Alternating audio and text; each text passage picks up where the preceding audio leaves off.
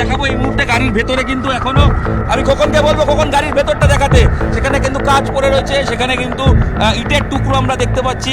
সেই গাড়িটা কিন্তু ভাঙচুর করা হয়েছে এবং এই গাড়িতেই দেবাশিস বাবু ছিলেন, যিনি অফিসার এখানকার সার্জেন্টের, তার চোখে আহত হয়েছে তিনি। সেই ছবি আমরা দেখাচ্ছি। গাড়ির নাম্বার পুলিশের WB02AR0681।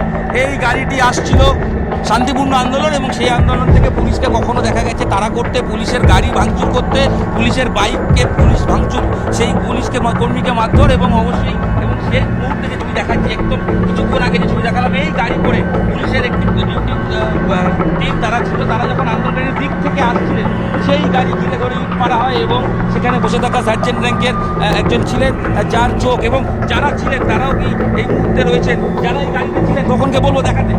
এনারা প্রত্যেকেই ছিলেন সেই গাড়িতে, তারা ড্রাইভার এবং তার সঙ্গে দাদা আপনারা কজন ছিলেন স্যার যদি একটু বলেন, আপনারা কজন ছিলেন? সবাই কি এখানেই আছেন? আপনাকে একটু ট্রমাটাইজ মনে হচ্ছে, মানে আপনি নিজে আতঙ্কিত? হ্যাঁ, এই গাড়িতে আমরা 8 জন ছিলাম। হ্যাঁ। আমরা 8 জন আসছিলাম, এখানে হিউজ মব রয়েছে বলে এসেছিলাম, তো আসার পথেই আমাদেরকে অ্যাটাক করেছে। কোথাও গিয়ে মানে আপনার যে অফিসার যা লাগলো কিন্তু গুরুতর আহত এখনও বুঝতে পারছি না, তাকে অ্যাম্বুলেন্সে করে পাঠানো হয়েছে, কী অবস্থা আছে সিচুয়েশন এখনও বুঝতে পারছি না। এই পরিস্থিতি মানে এটা তো আন্দোলন ছিল শান্তিপূর্ণ, মানে কি বলবেন?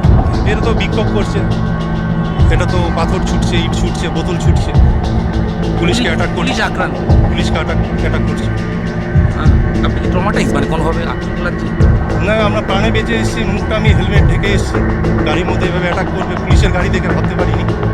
ওরা বলেছিল শান্তপ্রিয় আন্দোলন করবে, কিন্তু সেটা ওদের পক্ষে কথাটা রাখা সম্ভব হয়নি। আপনার যে অফিসার ছিলেন আরেকজন ছিলেন, তার হেলমেট ছিল না, তার আমরা গাড়ির ভিতরে বসেছিলাম, আচমকা। হ্যাঁ আচমকা।